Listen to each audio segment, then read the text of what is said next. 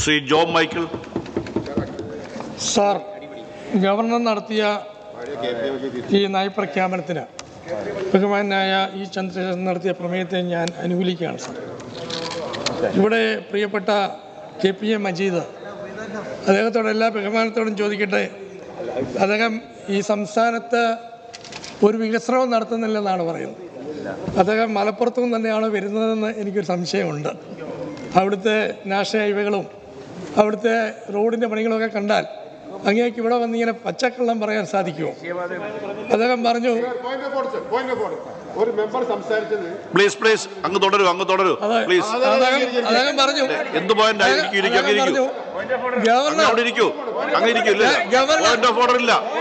Z കാറ്റഗറിയിൽപ്പെട്ട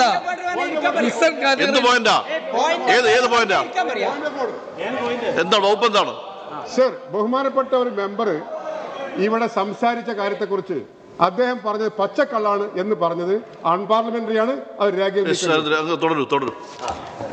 Z കാറ്റഗറിയിൽപ്പെട്ട ഞാനൊരു കാര്യം ചോദിക്കട്ടെ. അദ്ദേഹം പറഞ്ഞു ഇസഡ് കാറ്റഗറിയിൽപ്പെട്ട കേരളത്തിന്റെ ഗവർണർ ഇവിടെ സമൂഹത്തിൽ പെരുമാറുന്ന നേതാവ് ഇന്നലെ ഈ സഭയിൽ പച്ചക്കള്ളം എന്ന് ആവർത്തിച്ച് പറഞ്ഞത് ഇവിടെ ഇരിക്കുന്നവർ മറക്കണ്ട. ഈ ഇസഡ് കാറ്റഗറിയിൽപ്പെട്ട കേരളത്തിലെ ഗവർണർ ഒരു തെരുവ് ഗുണ്ടകളെ പോലെ പെരുമാറുന്നത് മോശമാണ് സാർ. അദ്ദേഹം സഞ്ചരിക്കുന്ന വഴിയിൽ ആരെങ്കിലും കരിങ്കൊടിയും കൊണ്ട് നിന്നാൽ ഉടനെ ഡോറ് തുറന്ന് പുറത്തിറങ്ങി ചില തെരുവ് ഗുണ്ടകൾ കാണിക്കുന്ന പോലെ നേരിടാൻ പോകുന്നത് എവിടുത്തെ സംസ്കാരമാണ്? അത് എവിടെ പഠിച്ചതാണ്?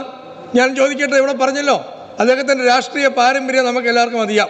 കോൺഗ്രസിൽ നിന്ന് മന്ത്രിയായി അവിടെ കിട്ടാവുന്ന എല്ലാ ആനുകൂല്യവും മേടിച്ച് അവിടുന്ന് രാജിവെച്ച് രാജീവ് ഗാന്ധി അവരെ പറ്റിച്ചിട്ട് പോകുന്ന ആളാണ് ഗവർണർ. അദ്ദേഹം ഇന്ന് ഇവിടെ നടത്തുന്ന ഈ രീതികൾ നിങ്ങൾക്ക് അത്ഭുതപ്പെടേണ്ട. പ്രതിപക്ഷത്തോട് ഞാൻ പറയുന്നു, നിങ്ങൾ സത്യസന്ധമായ കാര്യങ്ങളെ വിലയിരുത്തണം. ഇവിടെ ഗവർണർ കാണിക്കുന്നത് എന്താണ്? ഗവർണർ ഓരോ കാര്യങ്ങളും ഇവിടെ പറഞ്ഞു, ഞാനെല്ലാം മറ്റും വ്യക്തമായി പറയുന്നില്ല. പക്ഷേ ഇവിടെ 2023 നവംബർ മാസം 1-ാം തീയതി മുതൽ 7-ാം തീയതി നടത്തിയ കേരളീയം എന്ന പരിപാടി അത് മോശമായി പോയി എന്ന് പറഞ്ഞു. പക്ഷെ ഞാൻ ചോദിക്കട്ടെ, ദുബായ് ഫെസ്റ്റ് കാണുവാൻ പ്രിയപ്പെട്ട എൻ്റെ സ്നേഹിതന്മാരെല്ലാം ഇവിടുന്ന് ഫ്ലൈറ്റ് കയറി ദുബൈക്ക് പോകാറില്ലേ സാർ?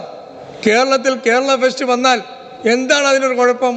കേരളത്തിലെ ജനങ്ങളെ ആകർഷിക്കുവാൻ, വിദേശ ടൂറിസ്റ്റുകളെ ആകർഷിക്കുവാൻ, കേരളത്തിൻ്റെ സാംസ്കാരിക പെരുമ കേരളത്തിലെ ജനങ്ങളെ ബോധ്യപ്പെടുത്തുവാൻ നമ്മൾ നടത്തിയ കേരളീയം എന്ന പരിപാടി ദൂർത്താണെന്ന് ഇന്നലെ പ്രതിപക്ഷ നേതാവ് പറഞ്ഞു. ഞാൻ ചോദിക്കട്ടെ, ബഹുമാനപ്പെട്ട പ്രതിപക്ഷ നേതാവിനോട്, അങ്ങും വിദേശത്ത് പോകാറുണ്ടല്ലോ, പല ഫെസ്റ്റിലും പങ്കെടുക്കാറുണ്ടല്ലോ, കേരളീയ പരിപാടിയിൽ പങ്കെടുക്കാറുണ്ടല്ലോ, അവിടെ സാംസ്കാരിക പരിപാടിയിൽ പങ്കെടുക്കാറുണ്ടല്ലോ. അന്നേരം ഒന്നും അദ്ദേഹത്തിന് ദൂർത്ത് കാണാൻ സാധിച്ചില്ല. ഞാനൊരു കാര്യം പറയാൻ ആഗ്രഹിക്കുന്നു.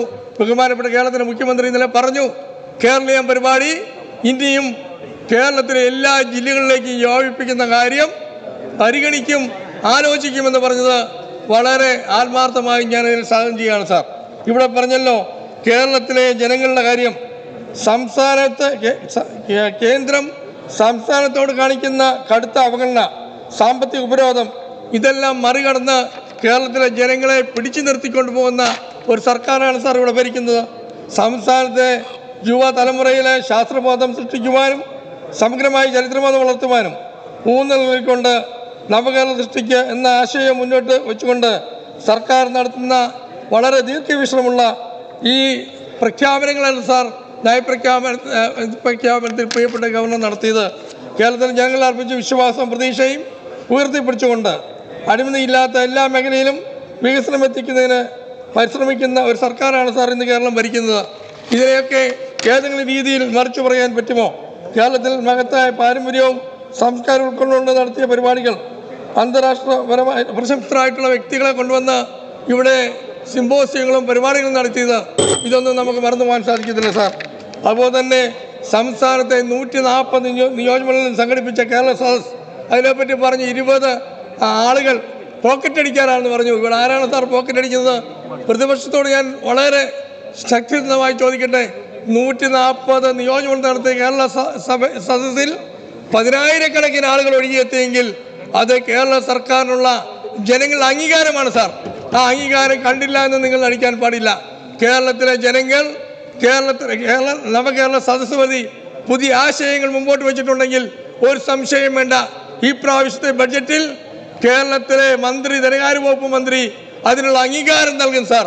അത് ആ രീതിയിൽ പോകുമ്പോൾ കേരളത്തിലെ ജനങ്ങൾ രണ്ട് കൈ നീട്ടി സ്വീകരിച്ച കേരള സദസ്സ്, ആ സദസ്സിനെ കുറച്ച് കാണിച്ചുകൊണ്ട് നിങ്ങളൊരു പരിപാടി നടത്തിയല്ലോ, ആ പരിപാടിയുടെ പേരെന്താന്ന് പോലും നിങ്ങൾ ഓർക്കുന്നില്ല. നിങ്ങൾ നടത്തിയ പരിപാടിക്ക് എത്ര പേരെ നിങ്ങൾക്ക് സംഘടിപ്പിക്കാൻ സാധിച്ചു, എത്ര സ്ഥലത്ത് സംഘടിപ്പിക്കാൻ സാധിച്ചു? അവിടെ നിന്ന് ജനങ്ങളെത്തിയില്ല. അതൊന്നും ഞങ്ങളുടെ കുഴപ്പം കൊണ്ടല്ല. ഈ സംസ്ഥാനത്ത് സർക്കാർ ഭരിക്കുമ്പോൾ സർക്കാരിന് കൊടുക്കുന്ന സപ്പോർട്ടാണ് സാർ ജനങ്ങൾ ഒഴുകിയെത്തുന്നത്. അതല്ലാതെ ഏതെങ്കിലും രീതിയിൽ കള്ളപ്രചരണങ്ങൾ നടത്തി, കുപ്രചരണങ്ങൾ നടത്തി, കള്ളത്തരങ്ങൾ പല പ്രാവശ്യം പറഞ്ഞ് ജനങ്ങളെ തെറ്റിദ്ധരിപ്പിക്കാൻ നോക്കിയാൽ ആ തെറ്റിദ്ധാരണയ്ക്ക് മുമ്പിൽ ജനങ്ങൾ വഴങ്ങില്ലെന്ന് നിങ്ങൾ മനസ്സിലാക്കണം സാർ.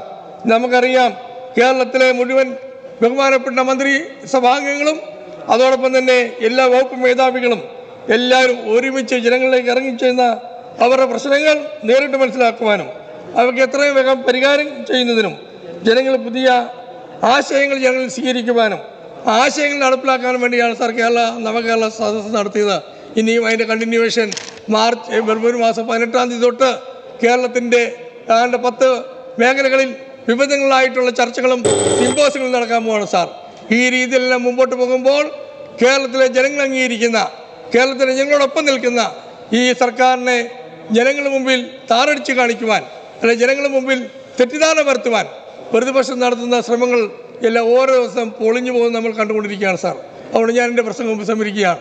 കേരളത്തിലെ ജനങ്ങൾക്ക് വേണ്ടി പ്രവർത്തിക്കുന്ന കേരളത്തിൻ്റെ ജനകീയമായ ഒരു സർക്കാർ, ആ സർക്കാരിന് വേണ്ടി ഗവർണർ അതൊക്കെ ആദ്യം മുതൽ മൊത്തം വായിച്ചില്ലെങ്കിലും കേരളത്തിലെ മന്ത്രിസഭ, കേരളത്തിലെ മുഖ്യമന്ത്രി അംഗീകരിച്ചു കൊടുത്ത, കേരളത്തിലെ മന്ത്രിസഭ അംഗീകരിച്ചു കൊടുത്ത പ്രസംഗം, ആ നന്ദി പ്രമേയം ഇവിടെ അവതരിപ്പിച്ചു. ആ പ്രമേയത്തെ സർവാവിധമായി പിന്തുണ അറിയിച്ചുകൊണ്ട് ഞാൻ എൻ്റെ ചെറിയ വാക്ക് അവസാനിച്ചു.